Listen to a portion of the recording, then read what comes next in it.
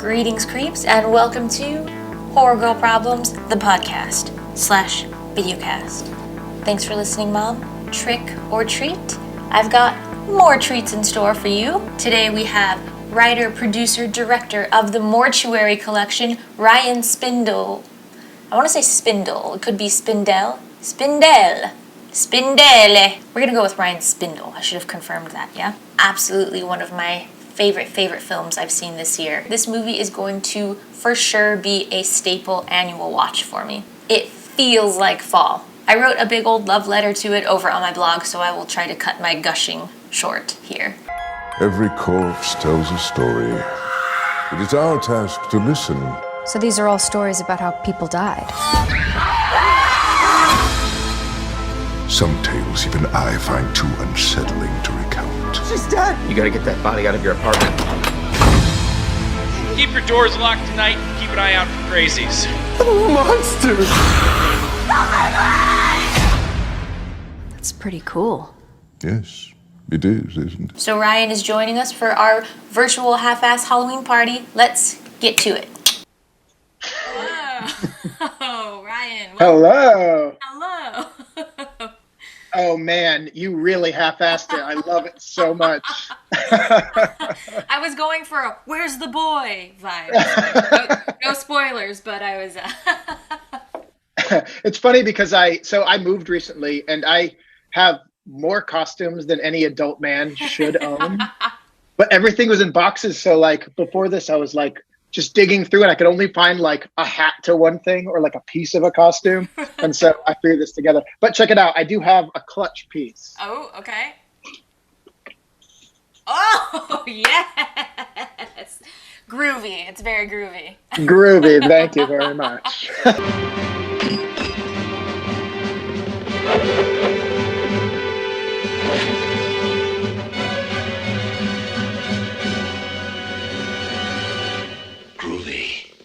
And that's a very nice boomstick you have there as well. Well, yeah, thanks. Look, I got the harness. I got sort of you out. sort of one. Have you seen this? I figured out how to do this on YouTube. It's an orange juice container. Wait, hold on. Back it up. You made this? Yeah. What the shit? No, I have not seen it. Okay, please, let's show it off. Okay, Let's see. so look, it's just a bike chain. Okay. And a piece of wood, and then this is an orange juice container. See the handle? Yes. Here. And then you can just I just put like a little rod in there to hold it. Oh, that is so cool. I definitely want one of those. I'll try my hand at constructing it. I don't know how well that's going to go. I'll just make you one and send it. It only took me like 3 weeks. Oh, perfect. Easy peasy. I'm sure you've got nothing else to do right now. It's fine. No, I'm bored. Okay, I'll take 3 then. Thank you. Okay. So, Mortuary Collection, we've talked briefly about it.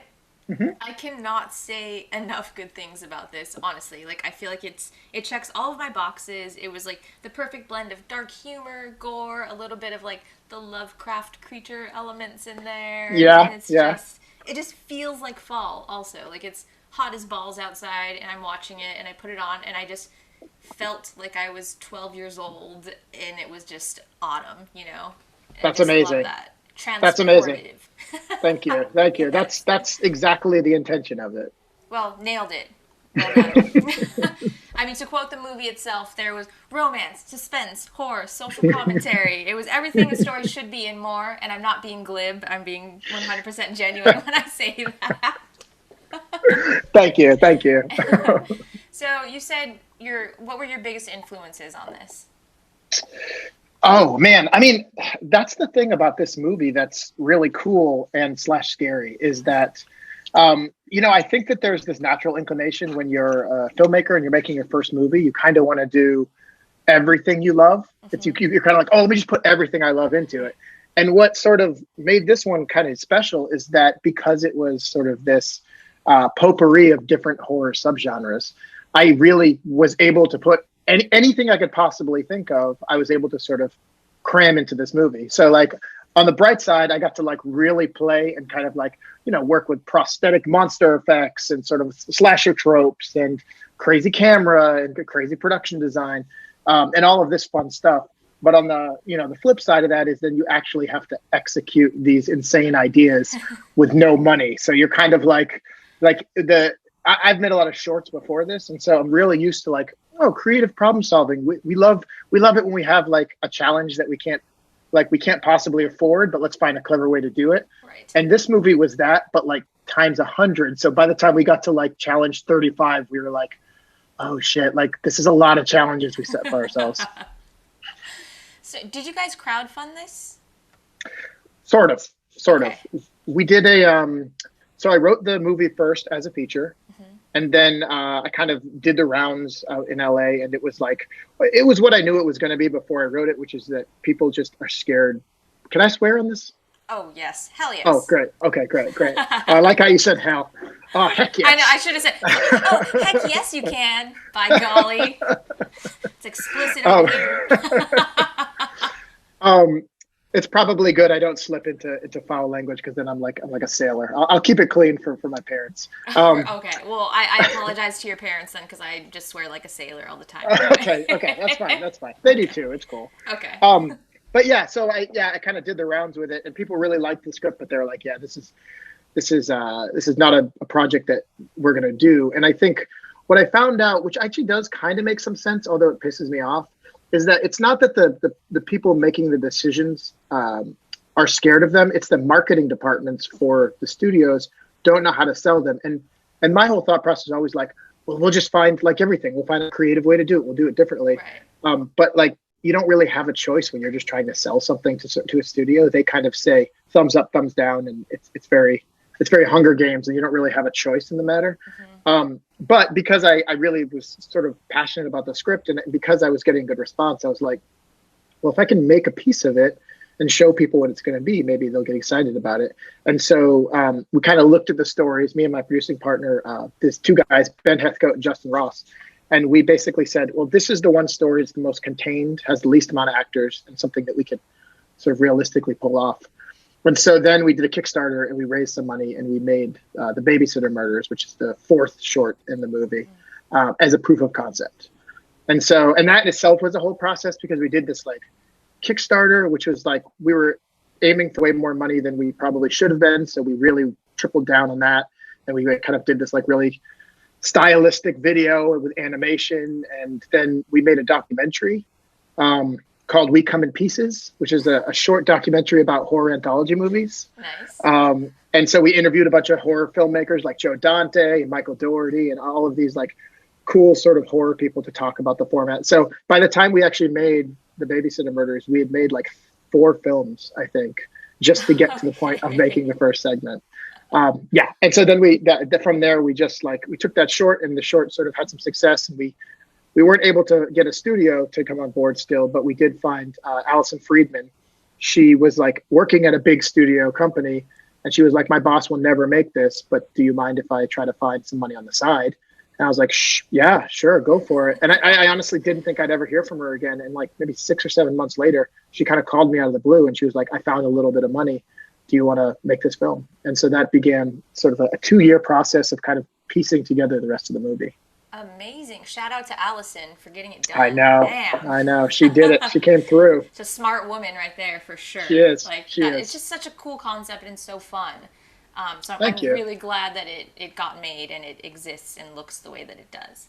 Thank you. I mean, it's funny because it shouldn't exist. I mean, I feel like every step of the way, it's interesting now because I'm just now kind of coming out of the fog and sort of starting to see the movie for what it was. Right. But every step of the way, it was like, you can't make this movie. We one of the first things we did once we had the sort of independent financing was we were like, all right, let's meet with some line producers and sort of see if, like, how this thing looks. And we met with 4 people, and every single one of them were like, there's no fucking way you can make this movie for less than 4 times this amount of money you have. Oh my God.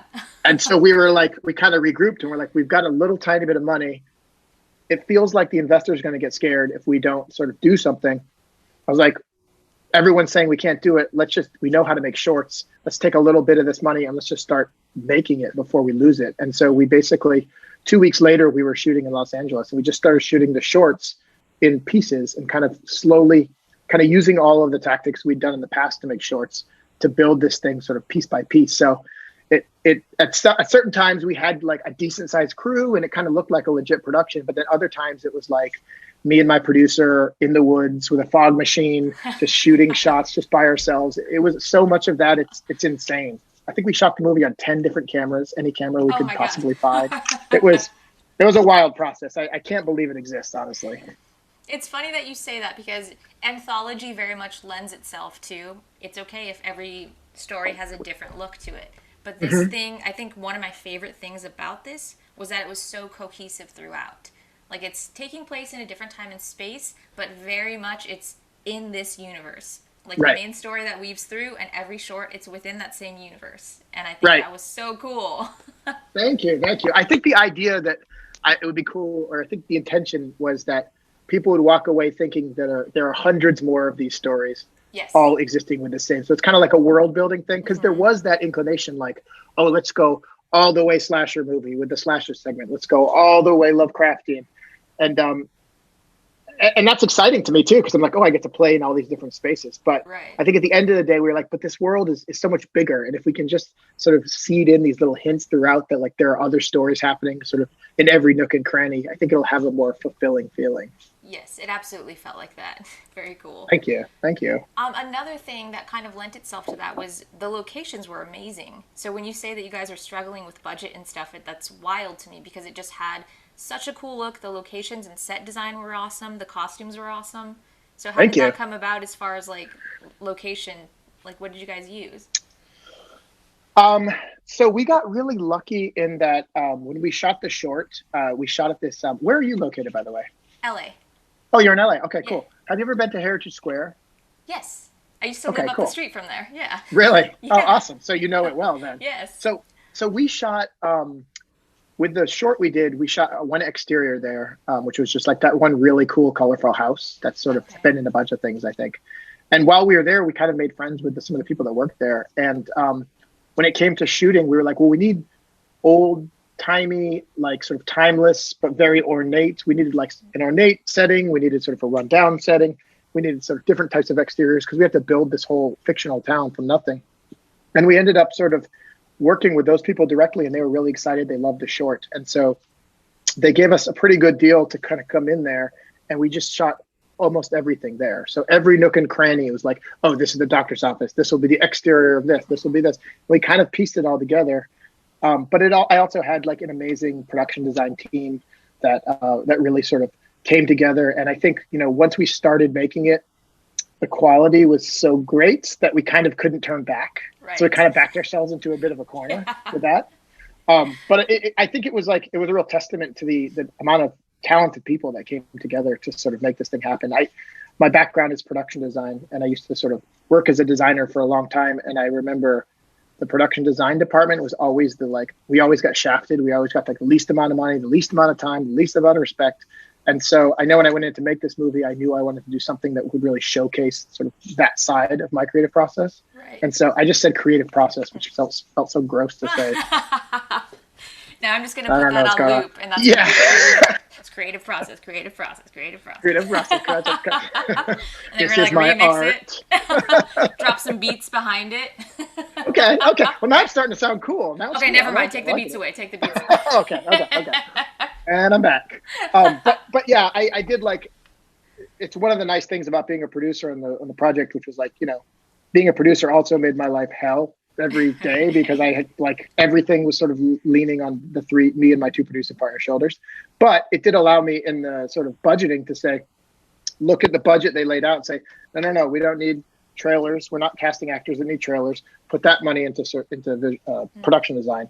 We don't need sort of this, put this. And we kind of we don't need this many days. We don't need this much camera equipment, put it in production design. So I really shifted as much as I could into production design. That being said, the design team had nowhere near enough money to do what they pulled off. So they created a miracle, but I think it was a combination of sort of just going down this road of having this big idea. And then, like I said, backing yourself into a corner and being well, we got to figure out a way to finish it somehow. Set the bar too high. You guys set the bar too high. We did set the bar too high. But I like that I think it shows that that's your focus and that was important to you. And I think that that so makes up for a lack of budget, because this does not look like a low budget film to me, like in any way, shape, or form. And Thank you. God, the bathroom in that first short, I'm like obsessed with that bathroom. Gorgeous. Right. And we built that bathroom.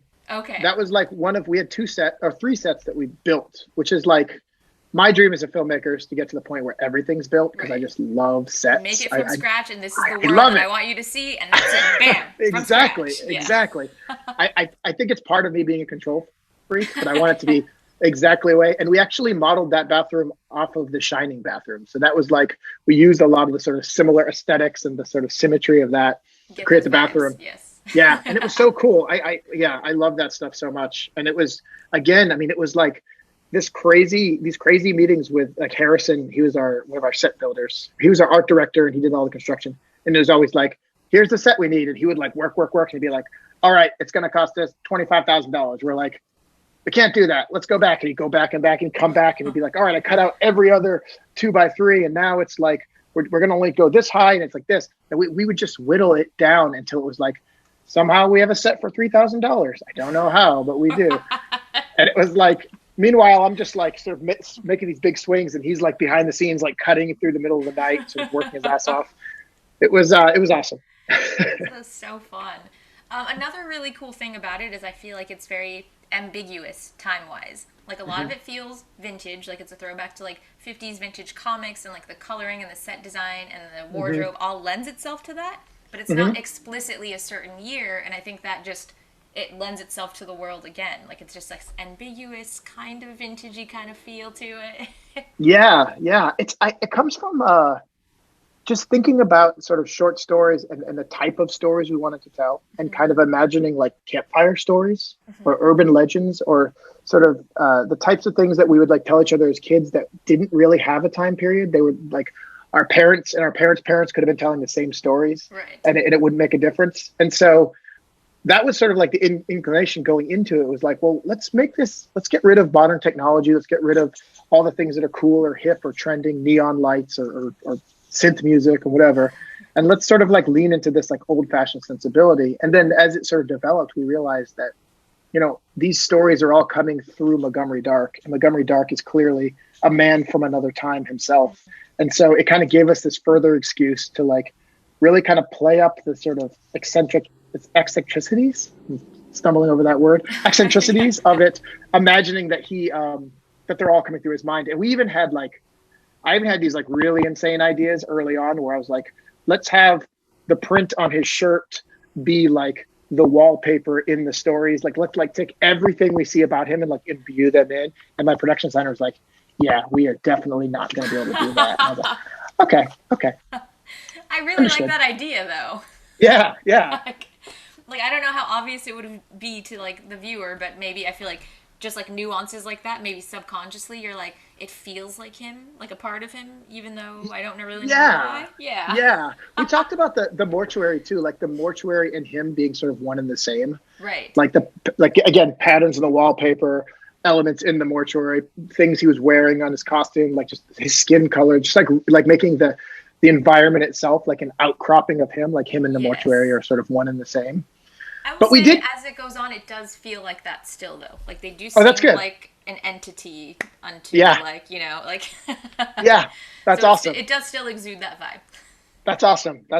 Well, good to know. I mean, we did do like I'm obsessed with sort of details that nobody will ever notice. And so it does, I mean, the interesting thing about independent movies is that the first thing that goes are details. Because it's like, why?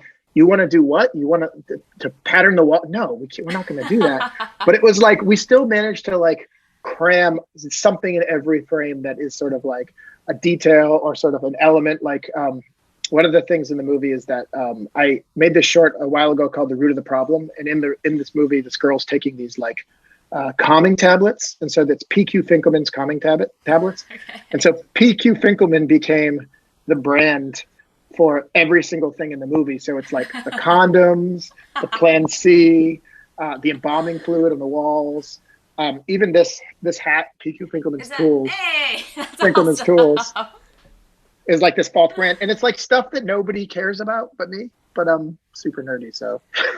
But that stuff does make a difference though. I really do. Like whether people consciously can look at that and be like, oh, hey, that's that, like little Easter eggs, like that's fun. But even I think it just, you absorb it on a subconscious level. If you're not fully reading it, like it's a world. You built a world, and this exists in this world. So, and I feel like that it does something. I mean, I'm a nerd for details as well. Clearly. I agree 100%. I mean, that's the thing I talk about. Like there's some story, you talk to people who work on sets and they're like, oh, the director was such a pain in the ass. Like in the background, there was a lamp and he kept saying like slightly to the left, like 2 more inches. And everyone on the crew was like, nobody cares about this fucking lamp. Let's shoot the shot. And I was like, yeah, but the thing is like that little tweak improved that one image. And if you add 200 of those little tweaks, you've elevated the movie in ways that you can't see. Yeah, you can't see just objectively, but you understand and you feel it intuitively. Right.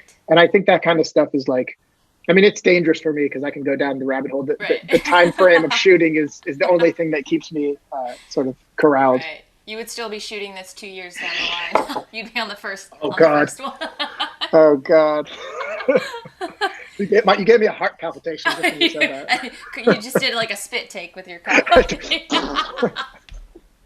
I want to do more spit takes. I think people need to do spit takes. Well, I guess it's not a good time, I guess. Is it not? It's not the best time, I guess. You just got to wear the face shield, and then it hits the face shield. Wear the mask, goggles, face shield. It's fine. It's cool. That's right. Whoever's doing the spit take needs to be tested daily. Whatever, they're fine. It's good. It's true. And then you're good. Yeah. And then we're so, it's got to be the one spit take person. Like that's the spit take guy, and he goes around to all the sets. Yeah. He's just in every movie ever. You have your COVID safety officer and you have your spit take guy, and they work hand in hand to make sure everything is sort of copacetic. I'm gonna send in my resume to be the spit take guy. That's amazing. Like, yeah, you know what? This is what I do. Here's my LinkedIn. Yeah. Spit takes. We all gotta have a thing. Yeah, I found my niche finally. The soundtrack was killer on this. Were you working with like friends, independent artists? Like, how did you find these musicians? I was. So the Mondo Boys are actually really good friends of mine. And I've done a few movies in the past, and I was like, they used to be in a band. They were an awesome band, just a band. I'd go to their shows. I loved them. They got into sort of composing, and I was like, oh, okay, cool. And I didn't take them seriously at first because you know how it is. It's like, I'm a composer now. You're like, I bet you are. But they would do like, I did this one movie called The Root of the Problem, and it's set in the 1950s. And I called them up one day, and I'm like, hey, can you guys make a song for me that's like sort of like a pop song, like Mr. Sandman, but I kind of need it like in the next 3 days. And they're like, so you want us to create a version of one of the most popular songs ever in the next 3 days? And I was like, yeah, can you do that? And they were like, yes, we can. And they did, and it's so freaking cool. I love it so much. So and they've done that for me a couple of times, and I was like, all right, this is an opportunity to finally work with them. And so we sat down and we were like talking about like, there's some elements of it that have sort of, actual like rock songs and sort of a diegetic, or is it non-diegetic? No, diegetic music. Diegetic, that's it. And I was like, what if you guys do every single piece of music in this movie? So you could do all the score, which will have sort of the classic orchestral stuff, but then let's make a diegetic song for every single segment. And then like, let's do a sequence in each segment where we focus on that song. So at the end of it, we can sort of release like an EP that's like, here's the 5 songs that are completely original songs from the movie. Mm-hmm. And so they ended up, I think, creating 7 songs actually in total for the movie. And they're all so awesome. And people keep reaching out to me. And they're like, what band did that? How can I get that song? Yeah. I'm like, I guess we have to release something because that's the only place it exists. You guys definitely need to release the soundtrack and the score because like, I rewatched it this morning and I was like, the music is so fucking good. Like I want to, like, good. Who is this band? Because this is just music that I would just listen to like on the daily. It's awesome. Thank you. I mean, they're awesome. And the thing that was kind of tricky with it too was like, for some of the music, like because the thing is timeless, that became kind of posed a problem for us when it came to what kind of music we were going to sort of have. Because when we did the college segment, we're like, well, we need kind of rock and roll, but a lot of the look of our movie is kind of 40s, 50s. So how do we fit rock and roll into that? And we ended up sort of listening to a lot of Nancy Sinatra and kind of doing these. And we did some oh man, who else did we listen to? David Bowie, old David Bowie. And then they sort of, I can't believe it. And they're performing too. They're like singing the songs. They're like playing all the instruments. It's really wonderful. How did you ever doubt these guys? I don't know. It's because it's LA and everyone you meet is like, I'm a composer, I'm a director, I'm a this. It's true. It is. And it's that weird thing too when like it's a really good friend. Yes. Like how weird is that you when a really good friend does something, you're more skeptical than when a stranger tells you something. Exactly. 100%. Which is such an asshole thing, but it's like such an asshole thing. It's a very common thing. Like if you have a friend who's like, oh yeah, I do hair, and you're like, yeah. Yes. I guess the fear is that you'd work with them and they'd be bad at it, and you'd have to tell your friend like, this isn't working. Yeah. I guess. Yeah, like the weird politics of like, then how do you? No, thank you. Like, thank you for this time, but never again. Like, thank you. Right. How do you? Right. But the moral of this story is trust your freaking friends, support your friends' arts, and just give it a go. You know. That's true. If they suck, you don't have to be friends with them anymore. It's fine. That's right. That's right. Friends are a dime a dozen. Let's be honest. I mean, more than I can count. So. All right, you ready for these questions? Oh man, yeah. These questions are they were trickier than I expected when I first read them. I was like, that's easy. Okay. Yeah, let's do it. Let's do it. All right, who is your favorite final girl? Does it have to be a final girl from a slasher movie specifically? No. It's open to interpretation. No. Okay. Okay, then I'm gonna go with Paquita, who's the final girl in Dead Alive, Peter Jackson's Dead Alive / Brain Dead. Oh my gosh. That's so good. We're like extremely on the same like brand as far as the kind of horror we like, for sure. Like just from emailing back and forth, I was like, yeah, same cloth, absolutely. Yeah. But that is one of my ultimate favorite movies, and it's like so hard to find. So like when I try to like show people or get more people to watch it, it's like never streaming or anything. You have to like track down like a copy of it. But it's so good. It's so good. It's like, I mean, it's always battling in the top 3 for my favorite films ever. Yes. And I did hear recently that Peter Jackson is in the process of doing a fully restored 4K Blu-ray with like a shit ton of extras that he shot that never have seen the light of day. And I'm so excited. I'm so excited. Gonna nerd out real hard on that. I know. I was in New Zealand a couple of years ago, and I ended up sort of finagling my way into meeting with Richard Taylor, who's Peter Jackson's sort of partner, the guy who runs Weta, and who's done all of his movies with him. And I was like shaking like this, and I was like talking about they call it Brain Dead, Dead Alive, and under the table I was like, he was like telling me, he's like, oh, we were so young, and we were eating ramen noodles. Me and my wife, we spent all day just making prosthetics. It was the best days of our lives. And I was just like vibrating, like trying to play it cool. It was awesome. Cool. I mean, it's whatever. It's cool. I guess if that's right. And I went outside and vomited. Yeah, seriously. The gore in that is so much fun, though. Like, no matter how many times I've seen it, like, I watch that and I'm just, like, screaming with glee, like, at all the disgusting crap, like, that's in that movie. I honestly don't think it can be topped. I don't know how, like, the amount of, like, I've watched that movie probably twice a year. I'm obsessed.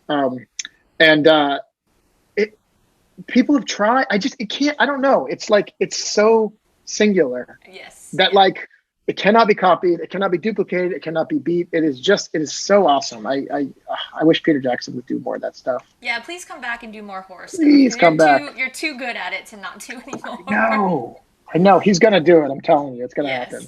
That lawnmower scene, though, that's got to be one of the best kill scenes like ever in cinematic history. So good. But there's it's like to get into the like best scenes is like almost a fool's errand because they're all so good. Movie. Yeah. It's so good. And like the crazy thing about that movie too is it's working on more than just a cartoon level. Like there's a lot going on with the story and the sort of thematic elements and sort of how in the end his mother pulls him back into the wound. Like there's so much great stuff that's just like because it feels like an EC comic come to life. It's easy to think it's like a cartoon, but like he's working at this incredible level that I feel like you have to be like a total weirdo like us and watch it a million times before it really soaks in. I think so too. I'm so glad that we have a shared love for that. That movie is like very special to my heart. All right, hey, what's your most traumatic horror experience? Oh man, this is an easy one. It's definitely Nightmare on Elm Street. Okay. For two reasons. One is I was way too. My dad had this like friend who would always come over and just give us these big boxes of VHS tapes. They're like bootlegs. I don't know why. He would just be like, I got a bunch more tapes. I don't know. I don't have a place to keep them. And he just dropped them off at our house.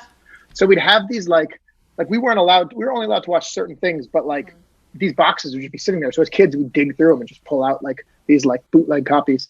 And one night I remember I'm from Maine. So I was like we were living in a little tiny cabin in the woods at the time. And my dad was like, oh, Nightmare on Elm Street. This looks interesting. And he popped it in. And then he fell asleep on the floor. And I was probably 6 or something, maybe 7. Super young. And I started watching Nightmare on Elm Street. And I was like, I'd never seen a horror movie before. I didn't even know what a horror movie was at the time.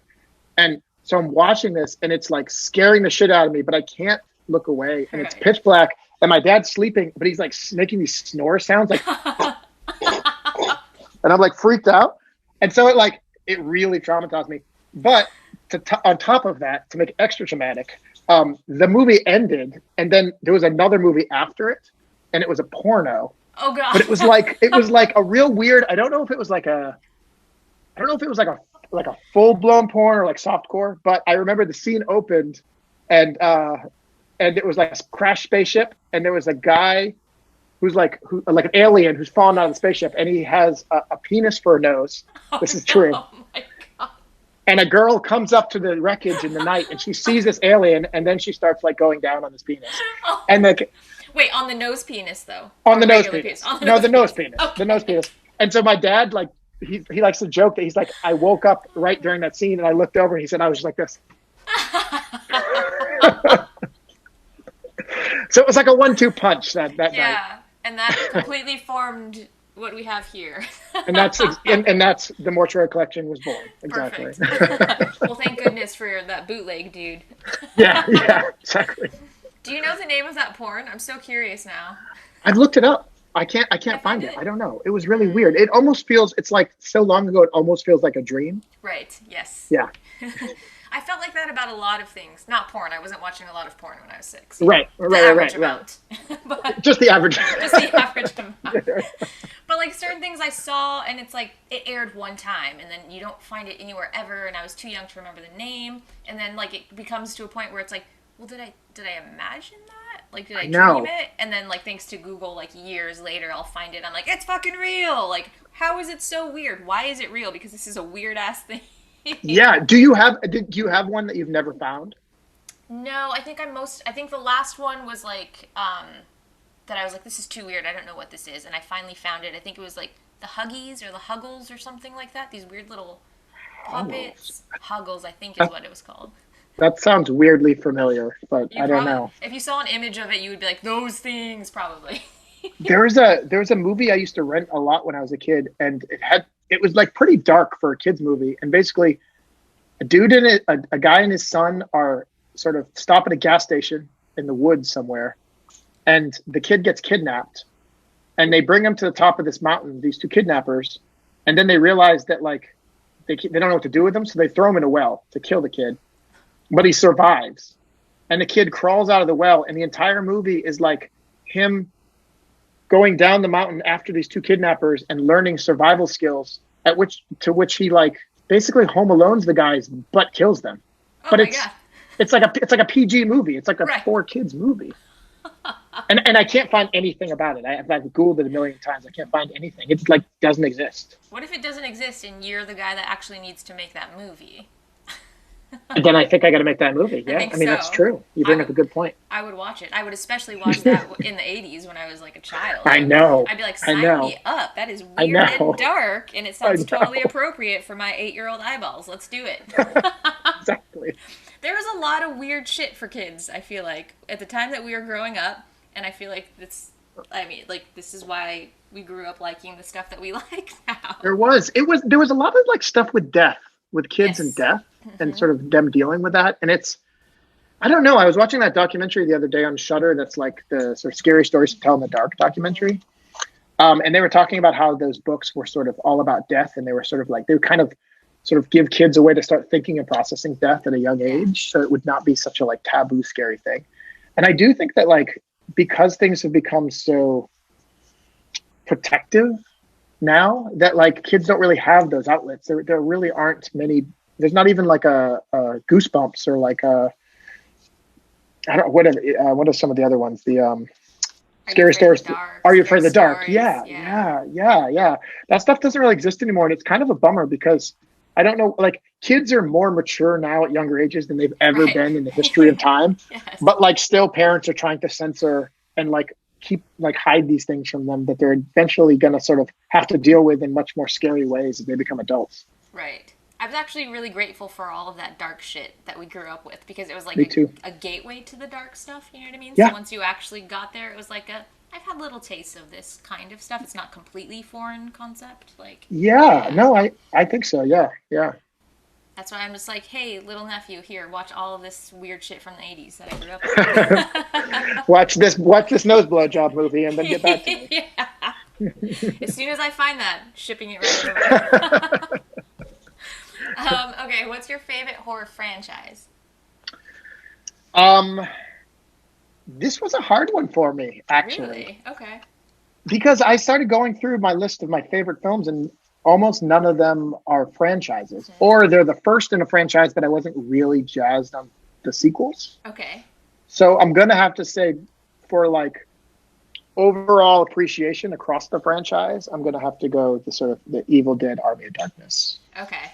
I wouldn't have guessed with the boomstick and such. I know. Oh man, I just gave it away. You threw me for a loop there, man. What is yours though? I'm curious. I was surprised at how tricky this one was. My favorite franchise? I vacillate between them, but I think I might say Scream, only because it was super influential to me.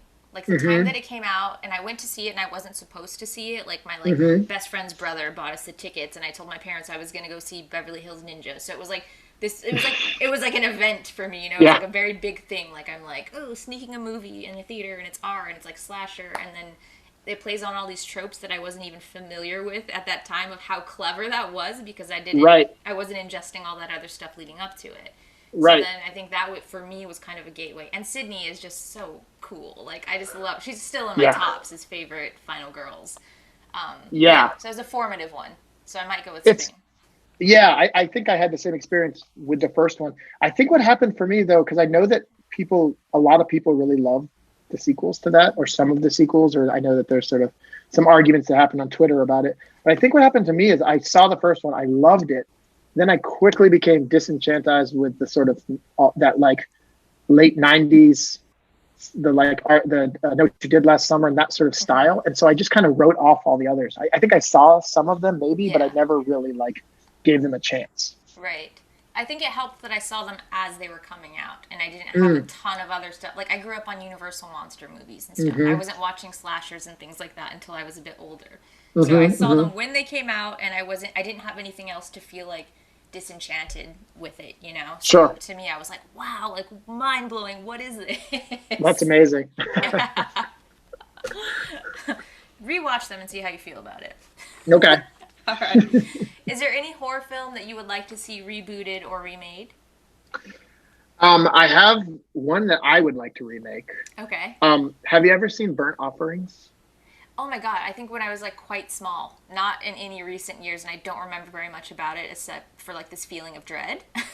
Yes, it's so good with that. That one would be like a close second to like most traumatic horror film. Okay. I also saw it when I was really young, and it was one of those movies that like I fell asleep watching TV and I woke up and it was on like Showtime at like 2 a.m. And it has a very bleak, you know, it's a classic family goes to a haunted house setup. In this old house, up this staircase, behind this locked door, something lives. Something strange. Something powerful. Something evil. Stay away from that door! It will possess this woman. It will destroy this man. It will terrify this child. And no one can stop it. Burnt Offerings. But how the house functions and why the house does what it does and where it goes is like so creepy and unsettling to me. And I've kind of become obsessed with, like, recently I've like watched it a couple times. I read the novel for the first time, and it's just like such a cool, interesting take on a haunted house movie that I feel like is criminally underseen. Okay, I need to give that one a rewatch, and then It's I'll watch cool. your version.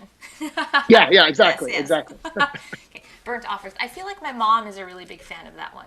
Like, she's not into horror, but that one really, like, I think that one stuck with her, and I think that's why I don't remember the premise entirely, but I, like, have a feeling attached to it. Like, when you say that, I have, like, such, like, a visceral feeling attached to Burnt Offerings. I mean, that's what it does. And I think it did sort of step outside of the genre boundaries by having this amazing cast of actors that were sort of huge. It was almost like getting, like, the most amazing all-star cast of like the Brad Pitts and the highest sort of echelon actors, and then putting them in a haunted house movie at the time.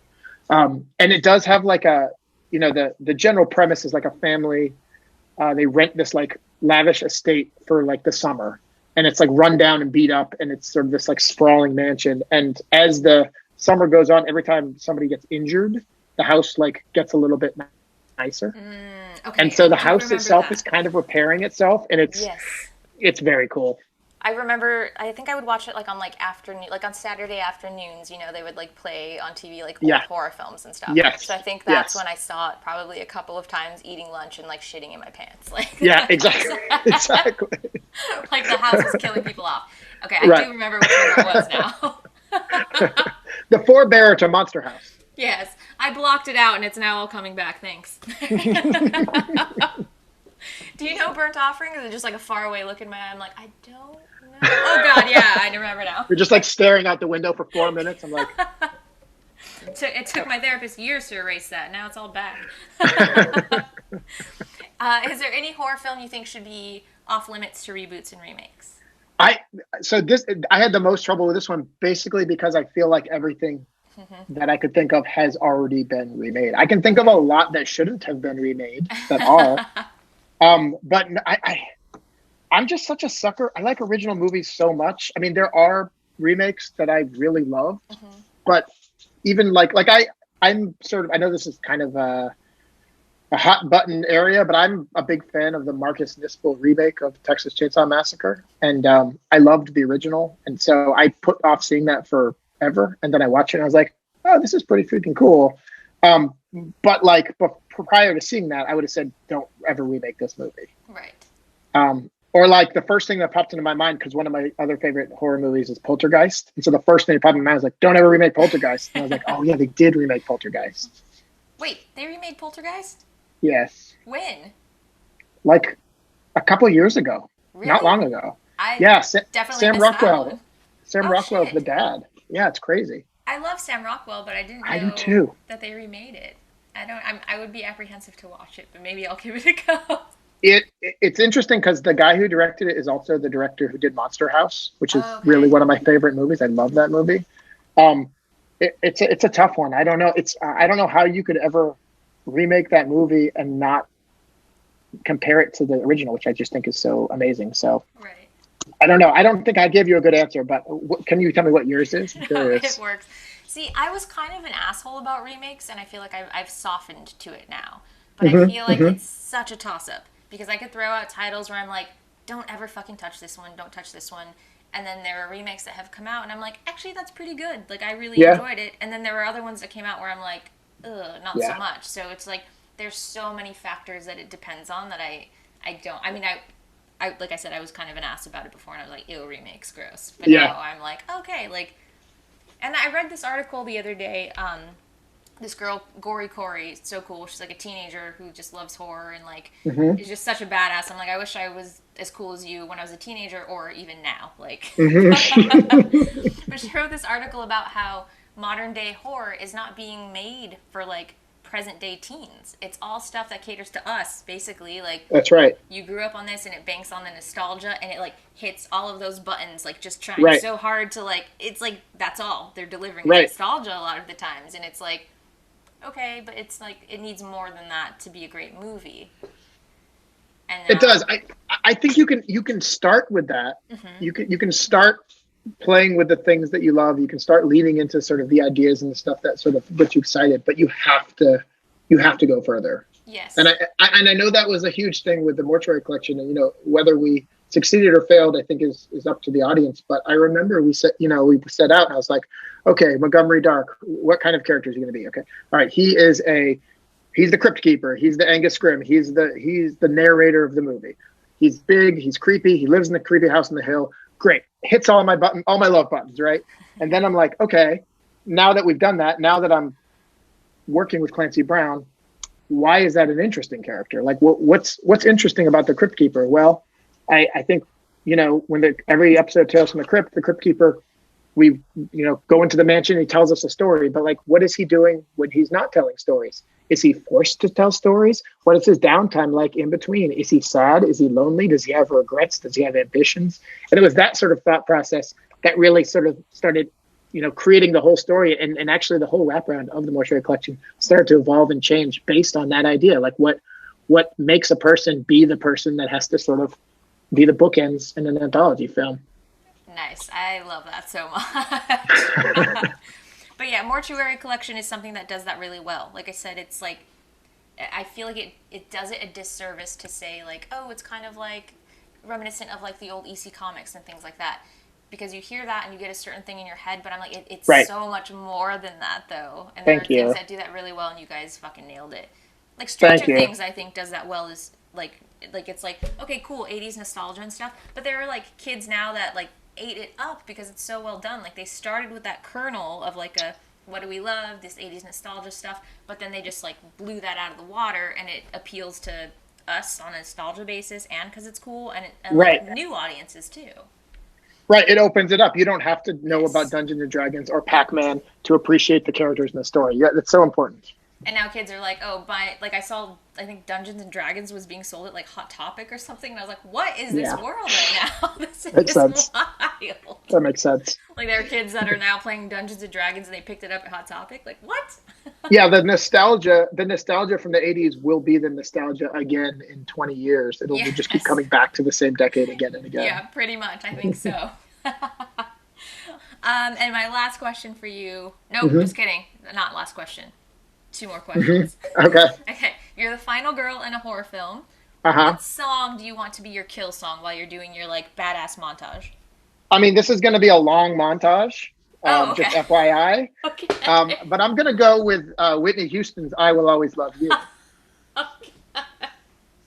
I'm going to go against expectation. It's going to be a lot of slow motion. It's going to be, and when she like crescendos, it's going to like be big. I'm just picturing this like graceful as shit, like kind of like these like ballet moves as you bring like your machete down and like do a pirouette and like, yes, it's going to be glorious. Yeah.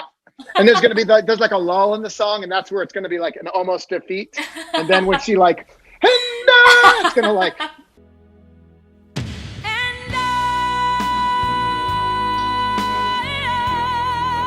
Machete through the head. It's going to be the whole thing. Oh, I love that song very much, and I would love to see a kill scene set to it now. Cool. It's gonna be the climax for the new Burnt Offerings remake. Excellent. All right. You guys got to raise a shit ton of money on that one because I think the rights to the song. Yeah, that's true. That's true. That's true. Where did all that budget money go? Oh, there it is. There's the Whitney Houston song. Yep. Yeah. Well, trust me, just stick it out to the end of the movie. You'll see where the money is. Trust me on this. The rest is on the iPhone, but it's going to get big. It's a beautiful, beautiful finale scene, and the rest is just cut together shittily on, like, clearly shot on phones. I mean, I'd watch it. I'm not knocking it. No, seriously, me too. All right, now this is my last question for you. Okay. Why horror? This is like a deep cut, I think, for all of us horror nerds out there. I think I sort of have 2 answers. The first is just creatively, as a filmmaker, I think it's the genre that allows you the most latitude to play. It allows you, it's like, if you're making a sort of quiet drama, a character-driven drama, like you're very restricted and you're very restrained at what you can do because you will pull people out of the story. But within the horror sort of realm, the weirder, the crazier you get, the more the fans love it. Right. It's like expected to sort of go above and beyond. And I think as an artist and as a person who ever since I was a little kid, I wanted to be a cartoonist for most of my life. I love to draw. I love to paint. I love to build things. I love, I was a photographer for a while. I sort of love all of the sort of tactile mediums. And it sort of allows me to bring all of that together and sort of like, I can do sculpture. I can build monsters. I can build sets. I can sort of paint things. I can draw illustrations in the books. And that kind of stuff really appeals to me as a creative. So I think just as far as what you were talking about earlier, just world building and the design and all of that, I just love that stuff. And then as a fan, I think it comes down to, a little bit what we were talking about earlier. And I guess this is a boring answer for people who have asked this question a lot, and maybe less boring for people who haven't thought about it. But I do feel like horror is this important release for people. It's a sort of a way to sort of, if all of us are balloons and we're blowing up with these pressures of life and these scary things that are happening all around us, especially now, horror is this like safe, controlled release that allows you to sort of not explode. And I think it kind of comes back to actually how this movie came to be, which is I remember, like, I wasn't a big horror fan for a really long time, but I do remember I would watch Creepshow, and I would watch it again and again, and it would always fool me into thinking it was a kid's movie because it started off with animation, and it started off with this whimsy and this sort of this cartoonishness, and so it would sort of like ease me into the world, and then next thing you know, like I'm in the middle of this movie and there's very adult, very scary things happening, but I've kind of like I've been eased into it, so I'm okay with it. And so I kind of realized that I sort of did that with the Mortuary Collection without really thinking about it. And that the movie opens with this sort of, with the fantasy and the whimsy and the fun. And I don't know if it's a cartoon particularly, but it definitely has Haunted Mansion vibes, Disney's Haunted Mansion vibes, not the movie, the ride. And the movie itself sort of, as the sort of stories sort of progress, the tone progresses and it gets a little bit darker and it gets a little bit less sort of black and white, a little bit more gray as it sort of proceeds.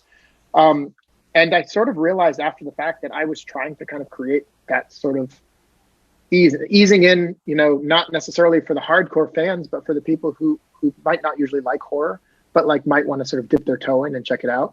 And I mean, if this movie could even do that for one person and allow them to sort of be able to sort of kind of get into horror and use horror as a way to process the world around them, I think that would be more than I would have ever expected to pull off in my career. So those are the lofty ideas behind it. Yes. But I do think it's such an important thing. And I think like horror is exploding right now as the world around us is sort of exploding, and you can see the correlation between the two. And I think it's, I think Stephen King or somebody was saying like, I'm not scared of the horror fan who like, stays up all night to get tickets to the horror movie. I'm scared of the person who like refuses to watch any horror movie because they're the ones that are like most likely to explode. Right. You feel me?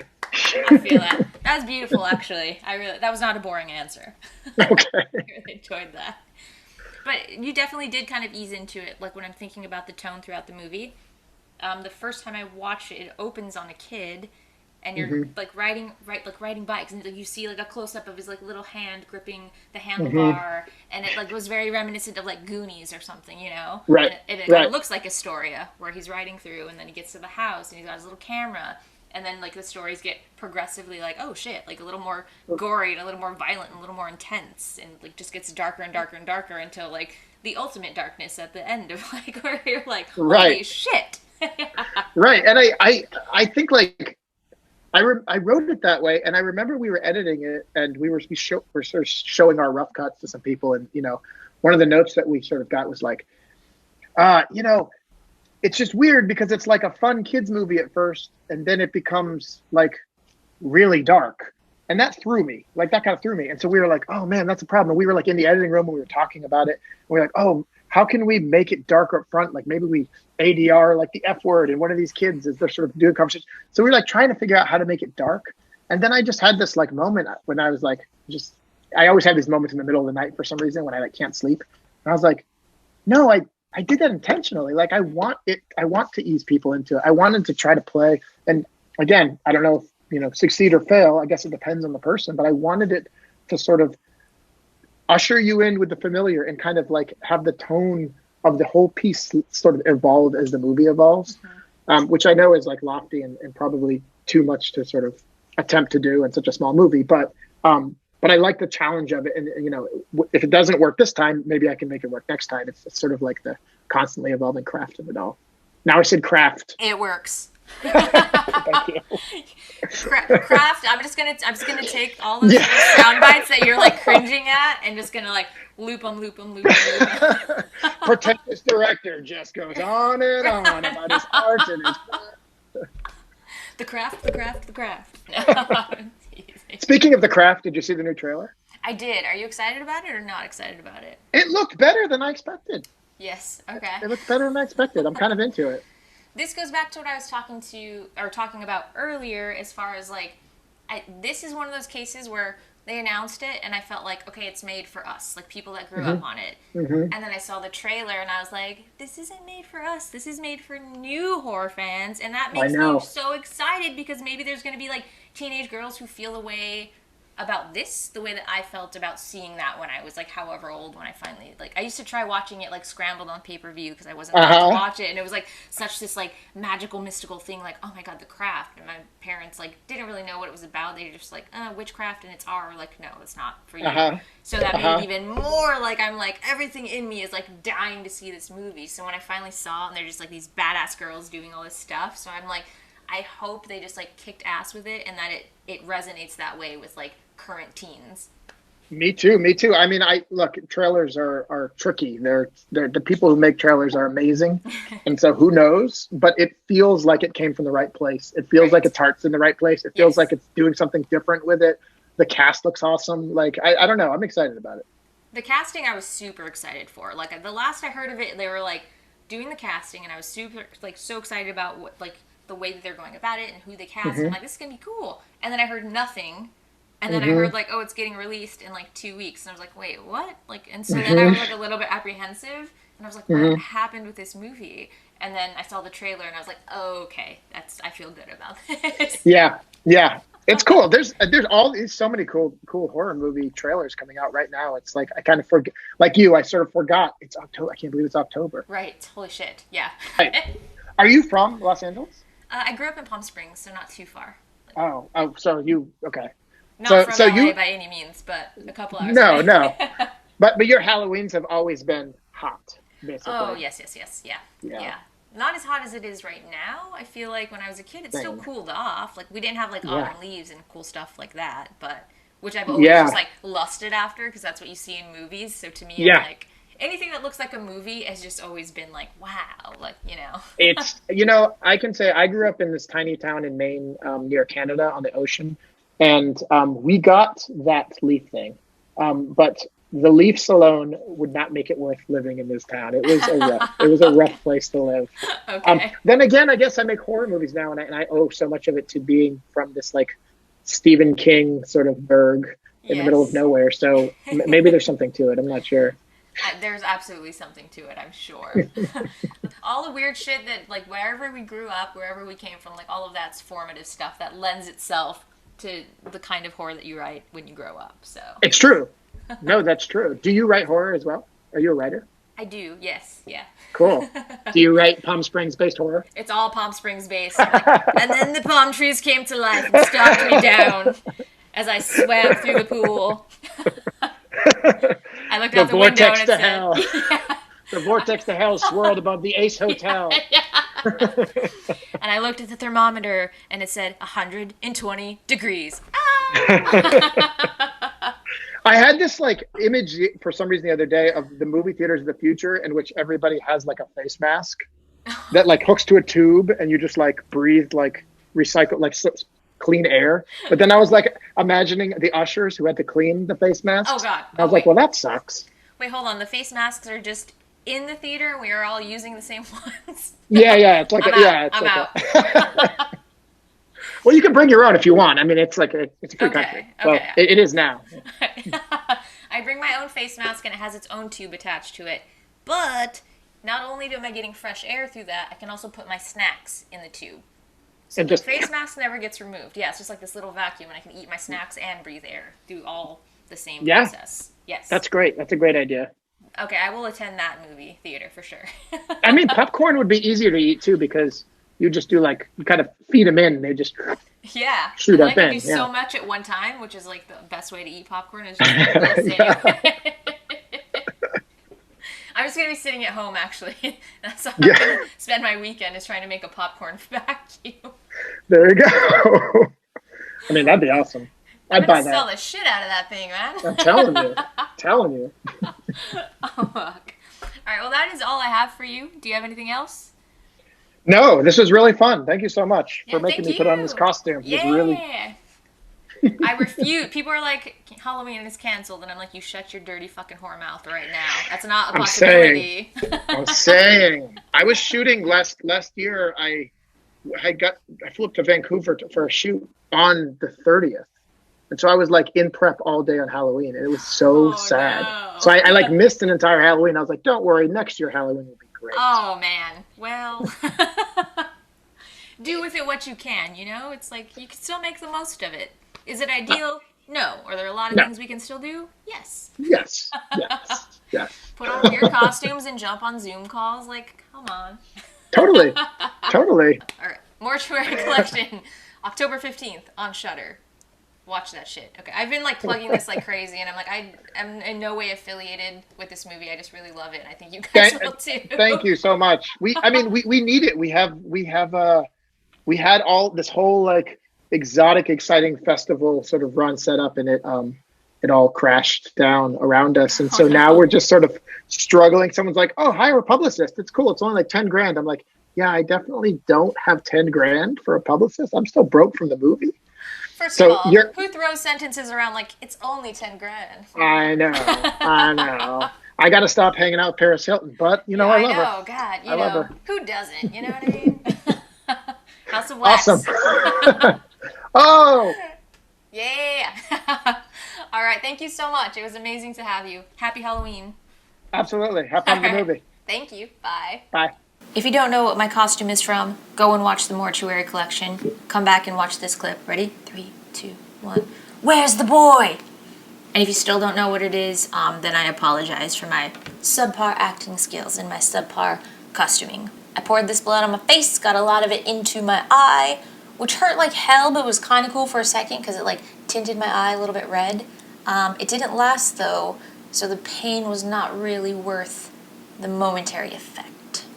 I was actually afraid I was going to have to postpone my interview or just like do it like this while I'm just like dying inside and crying because it was burning really badly, but it worked out okay. Huge thank you once again to Ryan for joining us today and attending our virtual Halloween party. Make sure you check out the Mortuary Collection on Shudder. Seriously cannot sing enough praises for this. I love this movie, the spirit of it. It's a shit ton of fun, and I really think you guys are gonna love it. All right, that's all I got. As always, thank you for listening. If you are so inclined, please rate, comment, subscribe, and I'll see you next week for some more spooky shit.